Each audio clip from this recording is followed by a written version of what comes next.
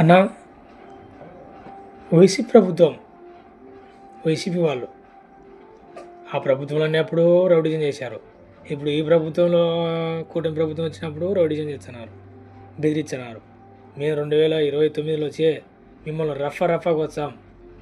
ఏందన్నా ఇది? ఇలా మాట్లాడితే ఎవరన్నా ఓట్లేచారన్న?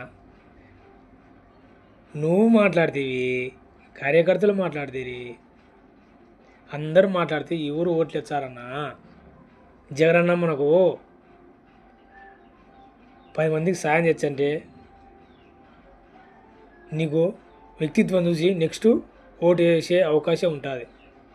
అంతే తప్ప నెక్స్ట్ వచ్చేది మేమే, నెక్స్ట్ మేము వచ్చే కోస్తాము, తంతాము. ఒక్కొక్క పోలీసునికి ఉంటుంది, ఒక్కొక్క అధికారికి ఉంటుంది. ఏందన్నా ఇది? ప్రభుత్వంలోనే పవన్ కళ్యాణ్, చంద్రబాబు, లోకేషే మాట్లాడుకుంటున్నారు కదన్నా రఫా కోస్తామని. ప్రభుత్వం లేవు, ఏం లేవు, నెక్స్ట్ ప్రభుత్వం గురించి ఆలోచించి నువ్వు రఫాగా వస్తానని అంటే నిన్ను చూసి కార్యకర్తలు, మాజీ మంత్రులు, ఎమ్మెల్యేలు నిన్ను చూసి పోలీస్ స్టేషన్లకు పోయి బెదిరియడము, సచివాలయాలకు పోయి బెదిరియడము, ఇళ్ళకాడికి పోయి బెదిరియడము, రోడ్ల మీద బెదిరియడము. ఇదే పని అయిందన్న. ఇలాంటి జీవితంలో నువ్వు సత్యంతకాలం కూడా గెలిచలేవన్నా. నువ్వు ప్రభుత్వంలోకి రావాలా, నేను గెలవాలా, నేను ప్రజలకు మేలు చేయాలా అన్నావంటేనా నువ్వు గెలవగలే అవకాశం ఉంటుంది. లేదంటనా జీవితకాలం ముఖ్యమంత్రి కాలేవు. నువ్వు గెలవాలని కృషి చేయి, ప్రజలను దగ్గరికి తీసుకో, పేద ప్రజలకు సహాయం చేయి. ఇంకా ఎంతోమంది తిండికి లేదు, జబ్బులు ఉండేటోళ్ళు ఉన్నారు, ఎంతోమంది ఉన్నారు, వాళ్ళకందరికి సహాయం చేయి.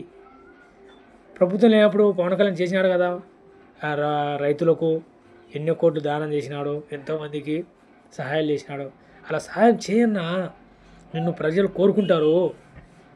లేకుంటే మనం రఫ్ వస్తామంటేనా రఫ్ అని కూటమి గుద్ది బాధంగుతారు. అదే అన్న, నువ్వు మంచి చేయాలనుకుంటే ఈ పని చేయన్నా.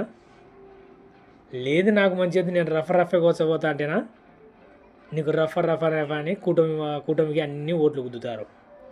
ఇప్పుడు 11 సీట్లు వచ్చినాయి, నెక్స్ట్